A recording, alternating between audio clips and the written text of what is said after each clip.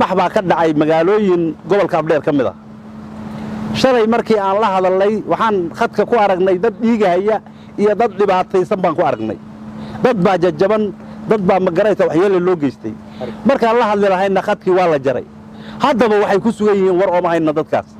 waxay ku sugan yihiin waxa laga hadlana ma jirto oo meelan kala hadalna midna ma jirto marka intaas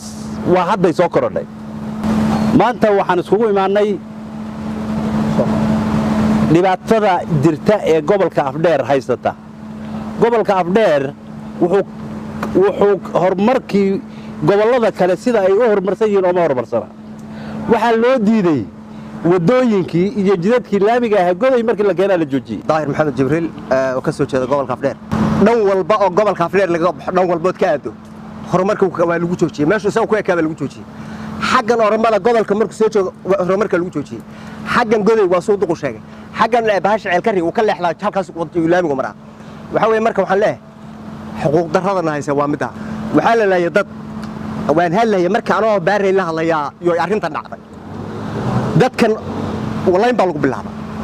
markii la inoo bilaabay waxa la hadlay washaqo iyo meesha la dhaqaato oo ciidamo laga keeno mar alla markay dadkii intay si nabadgelyo u mudaharaadeen iyagoo raba in dadkii cabashadooda sheegtaan ya ciidamo laga keenay washaqo iyo meesha la dhaqaato ciidamadii baa dadka la ku bilaabay mar alla markii la yaa iyo codki tagay khadki tagay balku waa go'doon degmooyin gaar ah waliba go'doon gobol go'doon hargeysa telefoonku jooga jaratana way joogtaa laakiin god cusba telefoon male baaray male meel badan buu ka maqayay waxa weeye marka baaray hebel u hadlayna guud ahaan gobolka Afdheer sida raasoo kale dad baa lagu laayay meel badan gabalka dad baa lagu laayay meel gorobaqas dad baa lagu laayay meel badan ku radhaamo dad badan baa laayay reer Afdheer dawladda deegaanka Itoobiya kililka shanaad gaar ahaan gobolka Afdheer waxaan ka cabanaynaa oo maanta aan cabashadaanada meesha isu kaaya keentay ay tahay dhibaatada ka jirta gobolka gaar ahaan degmooyinka ay baaray iyo god cusba ay ka mid yihiin kuwaas oo keenay weerar lagu qaaday iyo dhibaato loo geystay dhimasho iyo dhaawac iyo xabsi intaba keeneen kuwaas oo annagana xanuunkeeda aan halkan aan la joogi laana waxaa jira annaga waxaan doonaynaa jira waxaan diidaynana wuu jira waxaan diidaynaa caburinta iyo gumaysiga iyo xabsiga iyo dadka la xiraaya maxkamad iyo aan maartaan la keenaynin sharcigooda la waafajinaynin yaan diidaynaa waxaan doonaynaa dadkii inay xuquuqdooda helaan oon la caburinin oo gobolada kale uu la mid noqdo oo ummadda aan la xaqarin waxaan u ducaynaynaa kuwa annaga dhaawacmay iyo kuwa dhintay iyo kuwa xabsiyada ku jira waxaan magacaygu waa Xuseen Cabdullaahi Raage u dhashay dowladdeegaanka Soomaalida Itoobiya gaar ahaan gobolka Afdheer gaar ahaan degmada maanta shaqaqada xun ay ka jirtay Baaray waxaan ka hadlayaa degmada Baaray dhibka ka dhacay shalay degmada Baaray saan la socono shalay wixii ka horreeyay nabad baaheed shalay waxay isku aaween dhalinyarada Baaray inay ka hadlaan xuquuqdooda iyo masaarkooda ay ku leeyihiin dowladda deegaanka Soomaalida Itoobiya dhalinyarada markay soo awooleen mudaharaad nabadgelyo ay soo marayeen wadooyinka si fiican u soo mareen waxaa loo geystay dhibaatooyin aad u badan waxaan u geystay booliska iyo new booliska meeshii ka shaqeynayay dadkaas waa dad hadda waxaa jira dhaawac dhalinyaro dhaawac jirta dhalinyaro gacmaha laga jabiyay baa jirta kuwa xabsi ku jira meelihii aan kala xiriir lahayn warsgaarsiinta waa laga joojiyay marka waxaan ka codsanaynaa dowladdeegaanka Soomaalida Itoobiya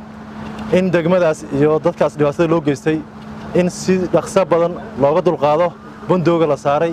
shalay marka waxa dhacay hadii tii laga hadlay in dadka la laayo oo seed u hadli kartaan lagu laayo marka waxaan ka cabanaynaa mudaharaadkii dadkii waday ruuxu xaqiisa haduu in badan uu sabro mar buu soo asoo uurka bulsho ku qabay uu la soo istaagaya tii marka la soo istaagay dadkii oo waxba dilaynin oo dawladdu waxba u dhimaynin annaga hana la arkay kaliya dadka lagu laayay lagu caburiyay khadka looga jaray isbitaallo lagu dhigay la laayay haddana xabsi lagu sii wado khadkiina hadda laga jaray in la laayay iyo in xabsi loo wada taxabeen aan war lagu haynin marka haddaan nahay culimaa diinka odayaasha ikhtiyaarta dhan ee wadankoodii ka soo maqan ee gobolka Afdheer ka soo maqan dhalinyarada dhammaan iyo macal haweenkaba waxaan codsanaynaa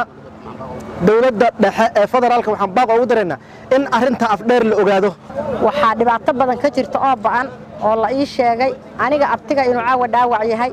meel aan kala hadlana aan laahay dhibaatada lixaad ee ka dhacday magaalada Baaray baan ka hadlahayaa